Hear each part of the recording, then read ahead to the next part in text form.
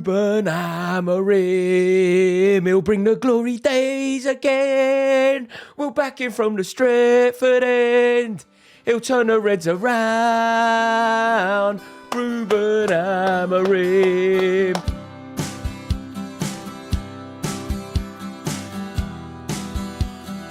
You know what? I can't stop singing Bonnie Tyler at the best of times, but this week, as a homage to Ruben Amorim, I am totally consumed and dedicated to that song. The reason is because for the next 48 hours, I am a Manchester United fan. The words that I thought I would never utter. But I have no option. I have to come clean. I've got a real problem. I cannot focus on anything. Nothing. Not my family, not Chelsea, nothing. Chelsea have our biggest game on the final day of the season since 2003.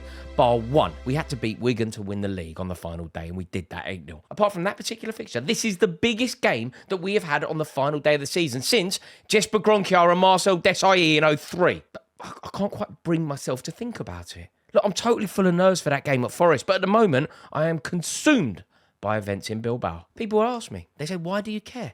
You're a new father, you're happily married, you've got 2 beautiful children, your grandmother is really unwell. How do you find the time to care about a fixture that doesn't really concern you? The answer is I find the time. It's called dedication. I find a moment in every day to dedicate a moment of antipathy to Tottenham Hotspur Football Club. Regardless of what's going on in my life, I find the time. It's called commitment. And I can honestly say that I've never missed a beat. What about on your wedding day, Rory? Did you think about Tottenham Hotspur on your wedding day? Yes, I did. What about the day that your 2 children were born? Did you think about your hostility towards Tottenham Hotspur? Yes, I did. I can proudly state that I never, ever miss a beat. How about when you won in Munich? The greatest day of your football supporting life. The greatest day in Chelsea Football Club's history. Did you find the time to think about Tottenham Hotspur in that moment? Absolutely. We launched them out of the European Cup. Tottenham Hotspur qualified for Europe and we found a way of kicking them out of it despite the fact that they finished above us in the league. I'm not ashamed to admit that part of the joy of us winning the European Cup was the impact that it would have on Harry Redknapp and Tottenham Hotspur. One moment of every day of my life is allotted to that particular rivalry. Tribalism and hatred. It's the lifeblood. It's the bedrock of football in this country. And it's not a fashionable thing to say. People don't like to admit it. The scenes we never want to see. Hostility, antipathy, dare I say it, hatred, is all part and parcel of football here. And people like to pretend that it isn't the case, but we know that it is. So, because of the history of Tottenham, because of the rivalry with Chelsea, because of what Tottenham Hotspur mean to every Chelsea fan,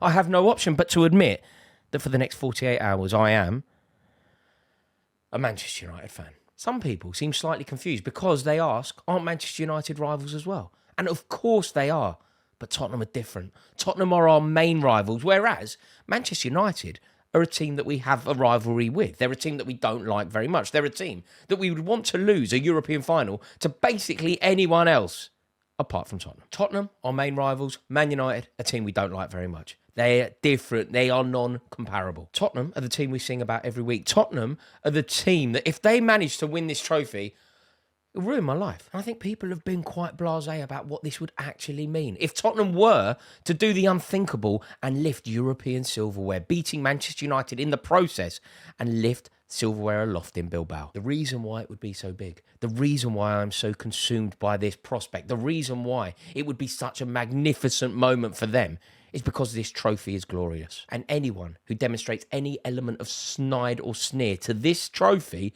doesn't really understand football. If Tottenham do it, it pains me to admit that it would be a spectacular achievement. Now, anyone who watches this channel regularly will know that I never ever demonstrate any sneery attitude to any form of silverware. Silverware is the be-all and end-all. Silverware is the point. And whilst I love all silverware, I don't necessarily love all silverware equally. There is a hierarchy. And whilst I would never refer to the League Cup, for example, as a Mickey Mouse competition, it is the bottom of the big trophies. So when Tottenham won that trophy in 2008, the fact that that is the trophy that they've won, the only trophy that they've won in practically the last 2 decades, some could suggest that it was insignificant. And if it is the only trophy that you've won in 2 decades, on some definition, it is quite insignificant for a big club. Even for Tottenham fans, I think they would admit that 1 League Cup in 20 years is not good enough. But this is not that. This is different.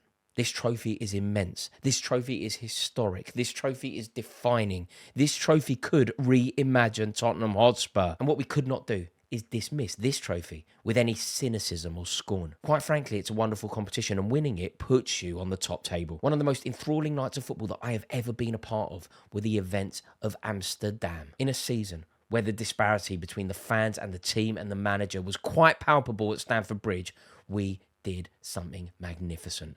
We went to Amsterdam. Imagine winning a European trophy against the might of Benfica in Amsterdam in the last minute, thanks to the king that is Branislav Ivanovic. It genuinely is one of my best memories playing. I never played. It really is one of the best memories I've ever had following Chelsea over land and sea. I also don't think that we talk about what happened in Baku enough. One London club battering another London club for European glory. The first ever all-London final of a European competition, and Chelsea battered Arsenal. What a significant moment that was. When we think about the difference between Chelsea and Arsenal, I think that there are many dividing factors, and I will always bring up Wayne Bridge. I don't think that the achievement of Baku is acknowledged enough. It's massive. And as I say, Torres rounding the keeper, Ivanovic's last-minute header, Pedro and Hazard and Giroud doing the business in Baku. All of those moments mean so much to me, and I am petrified that Tottenham are going to make their own moments. I am petrified that Tottenham are going to have the city of Bilbao etched into the fabric of Tottenham Hotspur forever. Any Chelsea fan will tell you Stockholm, Amsterdam, Munich, Athens, Baku, it all means so much to us. Like, imagine if Tottenham had Bilbao to their list. Imagine if Tottenham end up in the Champions League off the back of that pitiful domestic campaign. Imagine Postecoglou being proved right. I always win trophies in my second year. Like, United have to do it. Because for them, it isn't even defining. It's such an easy team. It's such an easy horse to back. It's such an easy horse to hitch our wagon to. It doesn't really matter to Manchester United. It matters in as much as it's European silverware. But it doesn't define them as a club. It's impressive. And it puts a positive spin and complexion on this season for Manchester United. But it isn't a hallmark or a seminal moment in their history. For Tottenham, it's revolutionary. For Manchester United, it's a great trophy. And some Chelsea fans, they can't seem to see the difference. Not only about the rivalry, just think about what it means to the clubs. Manchester United have won 3 European Cups. They won this trophy 8 years ago, beating Ajax in Stockholm. They've been to a final of this competition even more recently than that. Whereas for Tottenham, this would match arguably their greatest ever achievements. They've won this competition twice before. In 72 and in 84, they have won this competition. If they were to win it again, they would have 3 UEFA Cups. That's more than us. And they actually have a chance of doing something this season that would match their greatest ever achievement in living memory. I know they're the first team to have ever won the double, and that is hugely impressive. But for the vast majority of their fans, living memory is what they did in 72 and beyond.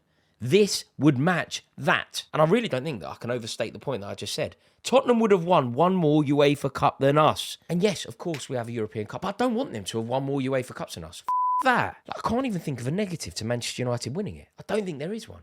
Like, maybe Manchester United being in the Champions League is worse for us than Tottenham being in the Champions League. Like, if we don't qualify at the weekend, and I think that that really is in jeopardy, if we don't qualify, Manchester United being back at the top table of European silverware, it could help them become the club that they once were. Whereas for Tottenham, it would probably be an anomaly. Also, I know this makes me sound really petty, but we're closing in on a decade since Tottenham last won a trophy.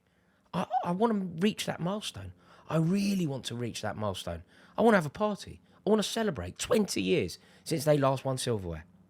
Sadly, I was there. Also, I really just don't think I can stomach Ange Postecoglou. Like, can you imagine someone who is so inept, someone who is proven to be so out of his depth, like someone as limited as Ange Postecoglou, somehow winning one of the most illustrious competitions that there is? Ange Postecoglou, by some definition, becoming one of the most successful Tottenham managers of all time. This crop of distinctly average Tottenham players becoming immortal. You know, over the years, Tottenham have had some icons that even I appreciate. Jurgen Klinsmann, David Ginola, Gareth Bale, Les Ferdinand, Teddy Sheringham, Ilya Dumitrescu. Like, they were wicked footballers. And even before my time, I'm aware of some of the glorious players that have played for them. Ricky Villa, Ozzy Ardiles, Glenn Hoddle, Harry Kane, Paul Gascoigne, Jimmy Greaves. Like, I know that Tottenham are a big club. I never argue that they're not. And I respect their place in the pantheon of greats. But frankly, I hate them. And this crop of players just can't do it. They can't do it. Like, think about the players that I just said. Think about the midfielders that I just said. Glenn Hoddle, one of the most natural footballers this country's ever produced. Paul Gascoigne, one of the most iconic, brilliant, dazzling footballers I've ever had the privilege to watch. Like, I love Hoddle. I love Gazza. How can we possibly watch a Tottenham team containing players such as James Maddison as average as he is, win silverware. This crop of players don't deserve it. This manager does not deserve it. And most importantly, Flav does not deserve it. Also, the sneery side of me makes me feel like this. There would be something fantastic about Newcastle United finally winning silverware. Crystal Palace winning their first trophy ever. Everyone breaking their ducks. And for Tottenham, the wait goes on. You know what? I watched Paul Scholes on the overlap yesterday night, and I think he summed it up perfectly. He spoke about this final and he spoke about how well Tottenham are going to play. He spoke about how up for it Tottenham are going to be. He spoke about how Tottenham are going to dictate the play and dominate possession. And he spoke about how Manchester United will win the game. And my God, I hope he is correct, because I'm really not sure that I can live in a world where Tottenham have won European silverware. Just imagine it. Imagine the parade. Imagine their fans going potty in Bilbao. Imagine them in the Champions League next year. Imagine Postecoglou's press conference. I'm going to be live on the club watching this game. And I've made a pact with Boovie. If Tottenham are ever winning by a 2-goal margin, we end the stream. See you there. Thank you so much for watching this video. I really do appreciate it. I hope you've enjoyed it. Please let me know your thoughts in the comment section below. Do you understand where my bitter tribal side is coming from? Or do you think that I've got it completely wrong? As always, I would love to hear your thoughts. I hope you have a wonderful day. I'm a nervous wreck. Ta-da.